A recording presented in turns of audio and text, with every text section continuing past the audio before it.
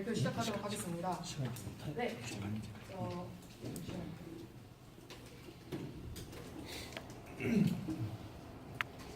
네, 방금 저는 여러분에게 오늘 PPT를 발표하고자 하는 발표자의 정보에 대해서 전달해 드렸습니다. 이처럼 사람들은 PPT를 만들거나 보고서를 작성하면서 사람들에게 정보를 전달하곤 합니다. PPT와 보고서 두 개의 공통점은 바로 디지털 문자에 의해서 작성된다는 점입니다. 어떤 디지털 문자를 사용하느냐에 따라서는 글의 느낌이 확연히 달라지고는 합니다. 예를 들자면 이는 영상에서도 마찬가지인데요. 만약에 재미있는 영상이 나오는데 갑자기 궁서체로 자막이 쓰여진다면 어떤 느낌이 들까요? 약간은 이질적인 느낌이 들지 않을까요?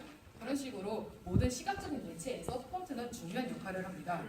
네, 그렇기 때문에 영상을 만들고 있는 제 입장에서도 폰트는 제가 신경 쓰고 있는 부분 중 하나이고 여러분들도 PPT를 만들거나 보고서를 만들 때 신경 쓰고 있는 부분 중 하나일 것이라고 생각이 듭니다.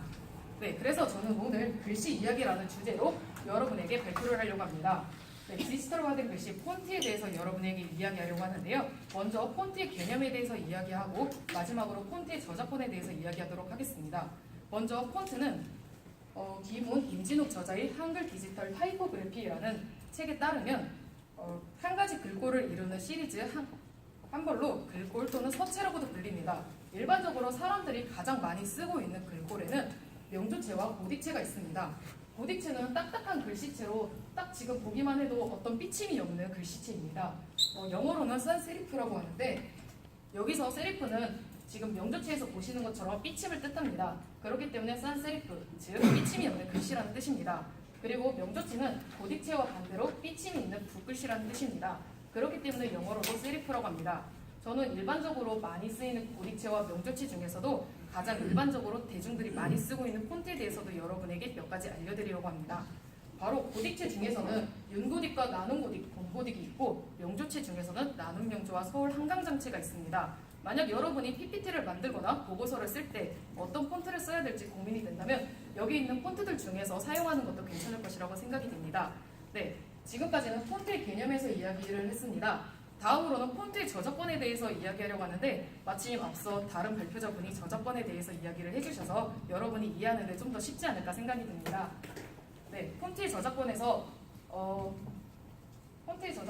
폰트는 일단 다른 사람이 누군가 시간과 노력을 들여서 만든 결과물로 당연히 저작권이 있습니다. 하지만 사람들은 블로그에서 검색해서 폰트를 다운받는 등 폰트를 쉽게 다운을 받을 수 있기 때문에 폰트의 저작권에 대해서는 약간 안일하게 생각하는 경향이 있습니다.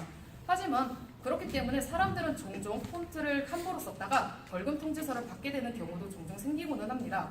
이와 같은 경우를 예방하기 위해서 여러분들은 폰트를 합법적으로 다운을 받고 그리고 그 폰트의 사용 범위를 확인해보는 습관을 들여야 할 것입니다. 혹시 여기 계신 분들 중에서 폰트를 혹시 네이버에 검색해서 다운받으신 적이 있으신 분들 있으신가요? 만약에 그러신 분들이 있다면 많으신 것 같은데 불법적으로 폰트를 다운받으신 겁니다. 폰트는 사실 다운받을 수 있는 사이트가 따로 존재합니다. 네이버 폰트처럼 여러 가지 종류의 폰트를 모아놓은 사이트도 존재하고 폰트를 직접 만든 회사의 사이트에 들어가면 이처럼 폰트를 다운을 받을 수도 있습니다. 폰트를 이런 사이트에서 다운을 받으면 폰트를 합법적으로 다운을 받을 수 있다는 점도 중요하지만 더 큰 중요한 사실이 있습니다. 바로 폰트의 저작권에 대해서 알 수 있다는 점인데요. 이와 같은 사이트들에서는 다운을 받기 전에 폰트의 저작권에 대해서 명시를 해주고 있습니다. 폰트의 저작권은 흔히 상업적인 목적과 비영리적인 목적으로 나뉘어지는데요. 더 세부적으로 들어가면 개인과 단체로도 나뉘어집니다. 만약에 개인이 비영리적인 목적으로 폰트를 사용할 때는 사실 저작권 걱정 없이 어떤 폰트도 사용이 가능합니다. 예를 들자면 제가 지금 PPT에 쓰고 있는 이 폰트들처럼 말이죠. 하지만 비영리 단체가 사용을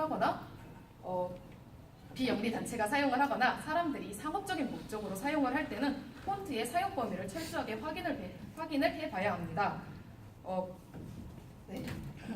폰트의 사용 범위를 철저하게 확인을 해봐야 되는데 블루터라는 신문기사에 따르면 약 14종의 폰트만이 저작권 걱정 없이 무료로 사용할 수 있다고 하는데요.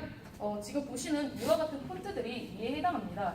하지만 여기 있는 폰트 외에는 대부분의 폰트들이 상업적인 목적으로는 사용이 불가능하기 때문에 그 점 알고 계셔야 할 것 같습니다.